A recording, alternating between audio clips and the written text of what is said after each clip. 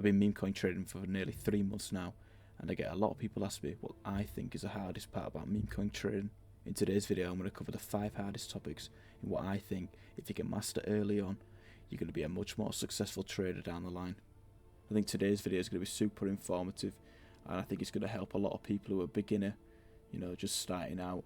Also your intermediate people, and also your pros. I think your pros can take something away from this video. No one's perfect, and you can always improve, and I think these are the main areas that I think a lot of people don't excel in.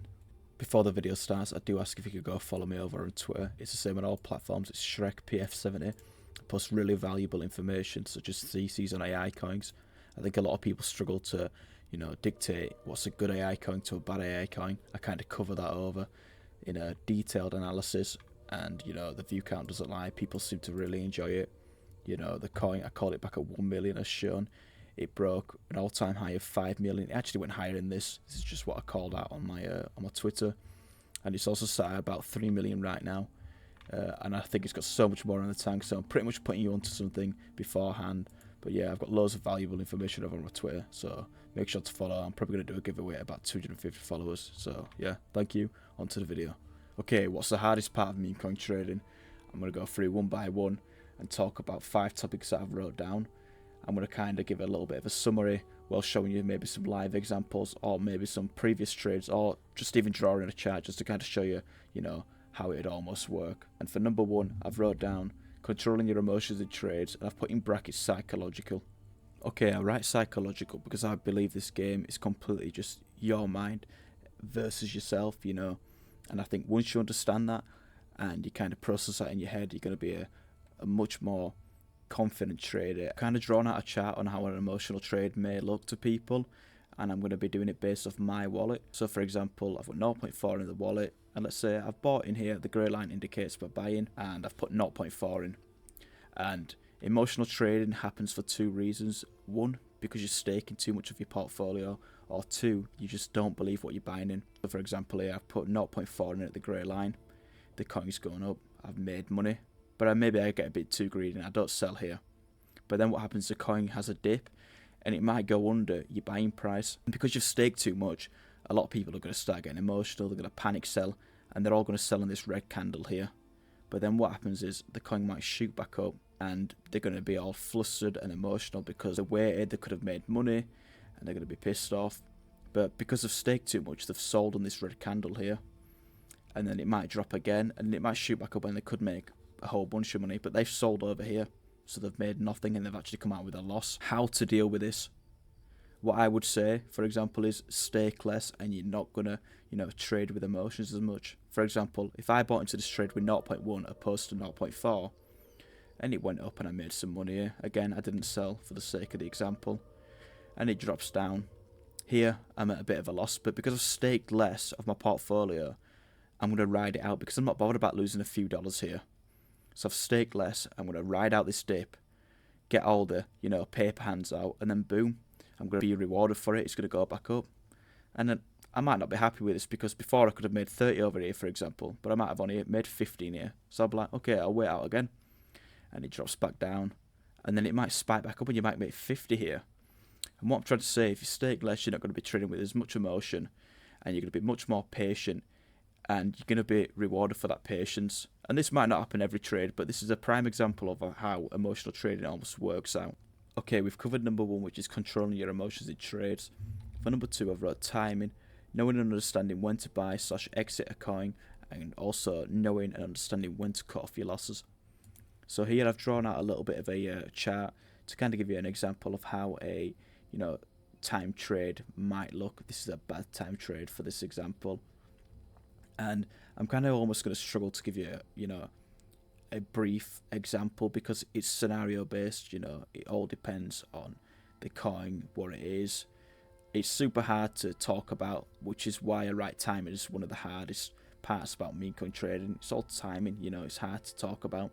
But for the sake of this example, let's say this coin has bonded, and you're seeing a big green candle. It's got super high volume, lots of people are buying into it, and you've bought on this big green candle. And what tends to happen is when there's big green candles that go from, let's say it's pushed it from 200k all the way up to 2 million. You know, people get FOMO, they start buying on these green candles, and when a coin goes up super high like this, they tend to have something called a retrace, where the coin might drop back down to its original price, or maybe a bit higher, or maybe even a bit lower.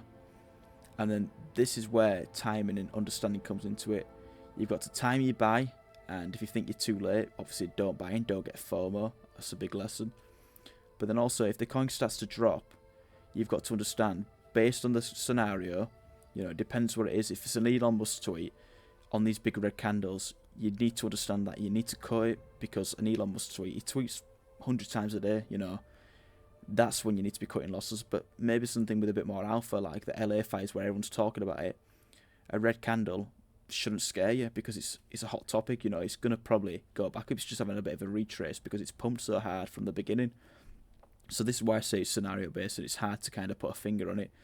And this is what I talk about, knowing when to cut your losses, because let's say this one's based on an Elon Musk tweet, and then you've bought in here and it's shot up and then it's dropped down, but you're not selling, and you see some greens, you're like, oh wait, it could be repumping, but then it just goes back down again, and by the time it gets down to here, you might have lost hundreds of dollars.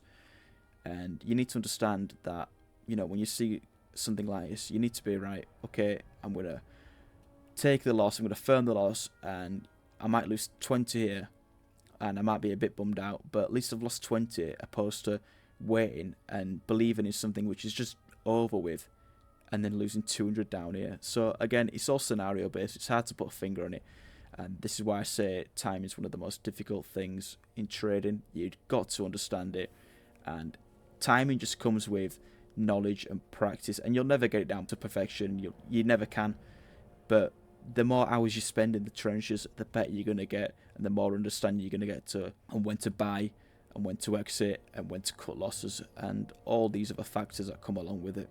For number 3, I've got something similar to the first one, and it talks about psychological, and it's understanding who you're against. You know, you're coming up against people like Orangey, you know, Leans, Terp, Frank, Waddles, Cubsy, all these people who have been spending countless hours, 16 hours a day, staring at the Neo Vision screen. You know, they put in the work, they work hard, and they make the money. And you've got to understand, as a beginner, or even someone who's been doing it half as long as they have, that you are coming against competition. You're in the financial game at the end of the day. You're against people with money, you're against people with serious insider information and serious knowledge, and you've kind of got to understand psychologically that this game isn't for, you know, the weak.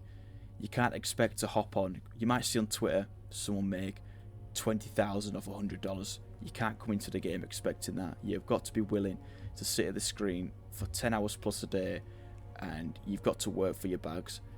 You might, like I say, you might see it on Twitter. It doesn't work like that always. You might get lucky, but if you're coming into the game hoping to get lucky, this game isn't for you. You've got to work your ass off, put in the hours that these other people have, and they'll all tell you themselves, they didn't make their fortune from, you know, hopping on for an hour a day and making one good trade and hopping off. They sat in here for 11 hours, and sometimes, Orange will tell you on his video, sometimes he sat there for 8 hours and he might make 2 trades, but you've got to be willing to put in the hours to see the rewards.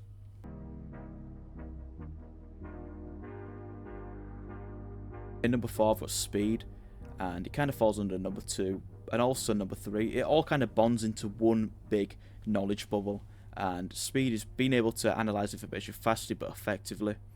And, you know, going back to what I was talking about before with all these pro and intermediate people, they've been sat on this page for hours on end, day in, day out. You know, they can look at a coin and be like, okay, that's already been done, and they'll just, you know, by eye, they'll be able to cut out 90% of all the shit coins. However, for someone who isn't as experienced as these people, they've not spent half as long, you know, they're not going to be able to do that by eye just yet.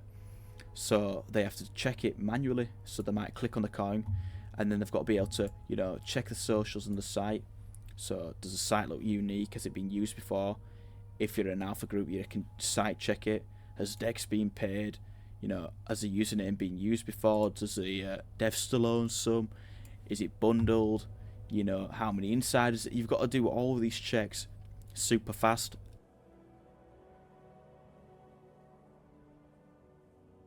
And you know, to be able to do this and also get a good entry is super important if you're happy, you know, with how the coin has turned out based off your checks. And the slower you are, the worse price you're going to get, which means you're not going to see as big a return. Self-explanatory. So I'm going to give you a couple shortcuts. If you're on, you know, Neo Vision and you see something you like, if you press Control and then on the thing, it's going to open up a tab. You can quickly scan it, and then you can press Control W, and it's going to delete the tab. And you're going to be back to where you were before. And these are some shortcuts that you need to know, in my opinion. And it's going to, even though it's milliseconds, it all adds up. Okay, last but not least, I've got keeping up with the metas, you know, and what I mean by this is, you know, metas change day in, day out. They can even change in minutes. You know, we've had so many different metas. We've had AI coins, we've had, you know, Christmas coins, we've had even as silly as like cancer coins and all these different random metas, and it changes so fast. We've had animals, for example, too. And it changes so fast. Being able to keep up with it is so difficult sometimes when there's so much coming out. So I would say to help keep up with metas, you need to be in some sort of alpha group. You have to be. You know, one pair of eyes is not as strong as 100 pair of eyes, right? It's basic knowledge. And you need to be working together, and you need to be talking to people, and you need to be working in a group to try and work out what the meta is, so you can front run stuff. You know, for example, you know, when Myra come out, here, let me show you. When Myra come out, little backstory. Myra's a little girl who had like some sort of cancer or something, and the dad was raising money for her like medical bill, if I'm correct in saying. So when Myra was the, you know, was a meta, Make-A-Wish was a, you know, a front run what you could have made, and another like cancer coin, and all these other people coming out like Andrew we had. So you need to be trying to front run coins. And you can do this by, you know, tracking wallets also is super important. These people here, all these top traders, they're heavily wallet tracked, they're copy traded, so they can create volume, and they can basically manipulate markets, and effectively they can start and create metas. So if you're tracking these wallets, you can get into stuff early, and if it makes sense, again, don't copy trade, just buy it with conviction. If it makes sense and it almost fits in similar to the meta what is right now at the time, you know, buy in if you're happy with it, and you can front run stuff. So it is difficult to understand, it is difficult to, you know, grasp. Like I say, it changes within minutes, and you are going to make some mistakes sometimes, but it's being able to separate, you know, the good from the bad. And again, that just comes with sitting at the screen for hours on end and doing all the correct things. Because yeah, you can sit at the screen for 16 hours a day, and someone with 10 hours a day might perform better than you, and it all just comes down to how you utilize your time. And it's things that you're just going to learn over time. It's all timing. You know, it's one of my biggest things here. Number two, this is not in an order, but if it was, it'd be definitely at the top. It's all timing based. Well, unfortunately, that concludes the end of this video. I hope you guys can take away some valuable information from this, and I hope if you're happy with it, you can subscribe and like, and, you know, do all that good stuff. You know, make sure you follow me over on Twitter also. I post, like, again, some really good content over there, and I'm hoping to post some also good content over on my YouTube channel too. Comment 1 if you're stuck around to the end. I'm probably going to give away some Solana to some people who have, and I'm also at 100 subscribers going to do a big giveaway too, so stay tuned for that.